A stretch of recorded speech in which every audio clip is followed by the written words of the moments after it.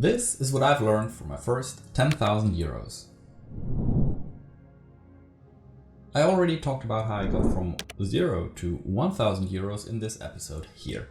So if you haven't watched it, go ahead and do this real quick, as in this episode I'll tell you the story of how I got from 1,000 to 10,000 euros in profit, not revenue. Large numbers of revenue are great, but useless if you don't make a profit.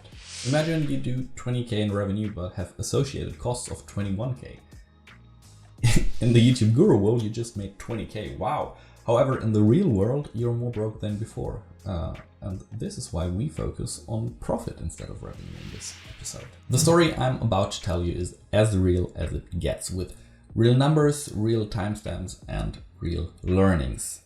To be completely honest, turning these 1,000 euros into 10,000 euros took me a little bit longer than your average make money online guru that became a billionaire despite being 12 years old and having started their venture just 3 days ago. Sadly, I'm not on that level.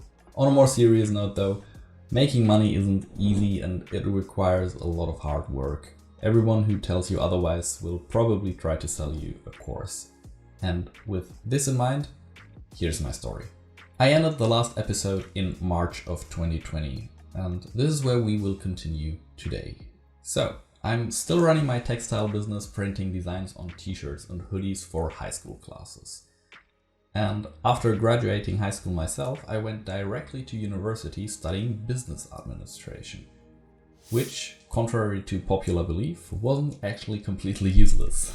This degree taught me some basic business principles as well as finer details in corporate finance, accounting, and taxes. Believe me or not, this stuff can actually help you run your business smoothly and not end up in jail for accidentally committing tax fraud. So for the first year of university, I still solely relied on my textile business to make me some money. Working relatively few hours, I accumulated another 1,197 euros and 25 cents in profit before I achieved a huge milestone in my life, incorporating my own company. But before we get to this, let's review some numbers of the textile business so far. From registering the domain name in April 2019 to finishing the first project in February 2020 and closing the business in May 2021, I had a total revenue of 20,255 euros and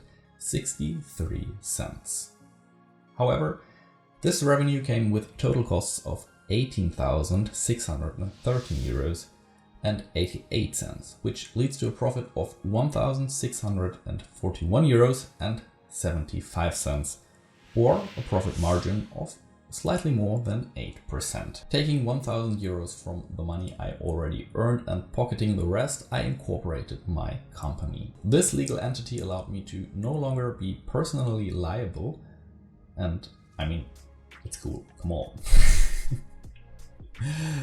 It also helped me practice a lot of the stuff I learned in university. Ironically, the business started out with a loss of 698 euros and 12 cents in 2021, despite expanding into a new venture, which I think you could call online marketing. Basically, I built out a website for a client. And now you might ask, how did I get this client? And this is a story in itself, including a detail that I did not mention in the last episode. Starting my first business, I applied for a mentorship program and, well, met a businessman that invests in startups. As he liked my own website, he asked me if I would build out a website for one of his new startups, which I did. Of course, for him I was way cheaper than hiring a normal web design agency, so it was a win-win situation where I still made 550 euros, which was a lot of money for me at that time, and gained some further experience. In 2022, I recouped some of the losses I made with a profit of 571 euros and 67 cents. This is definitely not much, especially not for a whole year, but keep in mind that I was still studying full-time and even had a semester abroad in this year. I also worked as a working student in finance and accounting next to my studies in order to have a fixed income that covers my expenses. So I earned substantially more than the 571 euros in 2022. That money just doesn't count for this video here. In the beginning of 2023, I put the business more into focus, which was represented by its numbers. While increasing revenue by about 40%, the profit went up sixfold, without even taking into consideration my more than 3,600 euro investment into a new home office and new MacBook. I still offered online marketing services to my clients, including building websites, writing articles, and creating posts for social media. So at the end of 2023, the balance of my Make Money Online account was 5,151 euros and 2 cents. We are about halfway there, and about 5k are still missing on our journey. However, as you are watching this video right now, you probably already know that I made these additional 5k. And if you concluded that, you're absolutely right. In March of 2024, I hit the magical threshold. And here we are. Now, what did I learn? Hard work pays off. Sometimes just a little bit later than expected.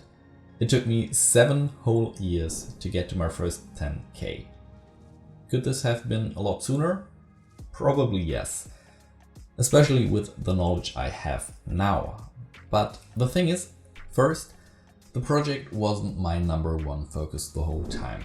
And it certainly helps if you just focus on one thing. And second, maximizing profit wasn't the #1 goal of this project either. It was about learning, experimenting, and building relationships. Nearly all of the clients I had are still with me today. No one was unsatisfied with my services and left because of that. Why was that? Well, I set realistic expectations, told them what I could and what I could not do, and most importantly, I did not overcharge. They never had a transaction where I did not try to over-deliver, which seems to be quite unpopular with your average guru. They will tell you to sign clients and outsource the service delivery to some random guy you found on Fiverr.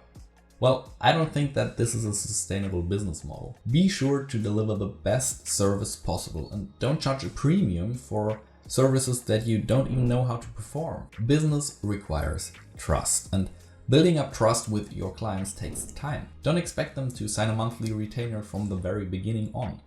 Sure, a monthly retainer is great for you, but it's a huge commitment for the other party. Start with little projects, over-deliver on them, build a relationship, and then you can charge them a monthly retainer. Thank you very much for your attention, and I'll see you in the next episode.